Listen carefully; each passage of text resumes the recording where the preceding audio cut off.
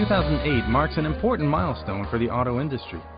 100 years ago, Ford pioneered the modern automobile with the legendary Model T.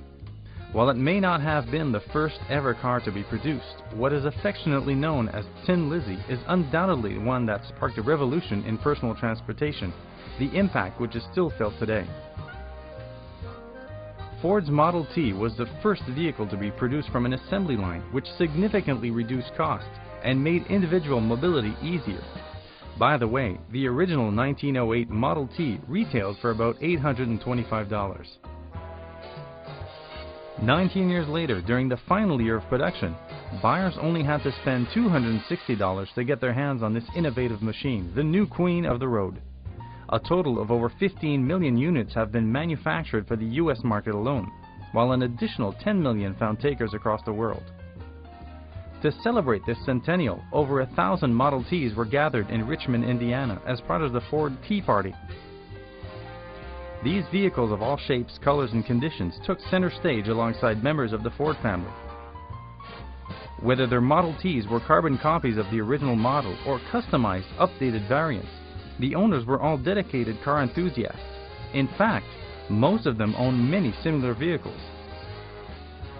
Dennis Gorder from Wisconsin is the proud owner of 4 entirely restored Model Ts. Amazingly, he still drives them on a near daily basis.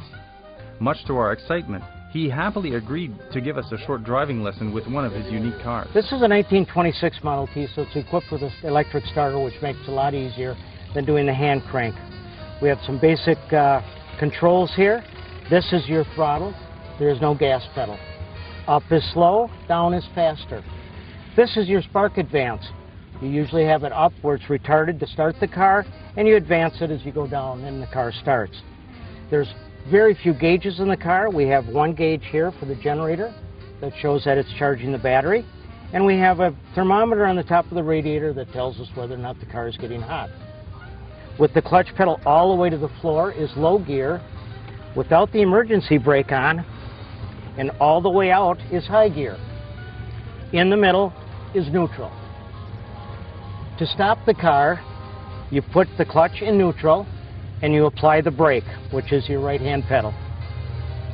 The brake here does not brake the rear wheels. It is on the transmission. It stops the drive shaft. The center pedal is reverse. Back up, you put the clutch pedal in neutral, you push the reverse pedal all the way to the floor, and you back up. To stop, you take it off, put your foot on the brake. We're going to release the parking brake. You feel it in neutral? You can feel it neutral. As you push it down, you'll also hear a little bit of a noise. Yeah. Okay. Now we want to start out. These aren't hot rods, so we start out slowly. Okay. We push the pedal down and we sort of give it a little gas at the same time. Now we're moving, and we want to put the pedal all the way to the floor because it's a band that wraps around the cylinder, so you don't want to feather it like you would brake. We're going at a decent speed now. We can back off the throttle, let off the clutch pedal, and we keep going. Oh, then you don't have to... We don't have to do anything now. We're in high gear. Okay. Now all you have to do is steer until you have to stop. When you want to stop, first of all, the brakes on these are horrible. You throttle back to slow down. You're always thinking a quarter mile ahead or 100 yards ahead. You put the clutch pedal into neutral. You can tell that it's freewheeling now. And then you put your foot on the brake to slow down. Got to back up. We've got our clutch pedal into neutral. We push the brake pedal and we back up. But you have to keep your foot on the neutral pedal. Yes. That's the trick of the whole thing. Yeah. And there we are. Out of the 25 million Model Ts built from 1908 to 1927, it is estimated that approximately 500,000 can be still found on American roads. The T is the perfect embodiment of durability and reliability. Mr. Gorder wanted to prove it in eloquent fashion, so a team of his made a public demonstration of how fast his car can be assembled. A 20 horsepower vertical 4-cylinder engine sat under the hood. To assemble the entire Model T, only 750 parts are required, including 500 that are still manufactured somewhere on the planet.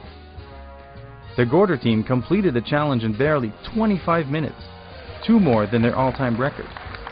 And to top it off, they even started the engine. The Ford Tea Party gathered more than 1,000 enthusiasts from all over the United States and Canada, including those who still embrace the Model T lifestyle and have found unique ways to keep its spirit alive.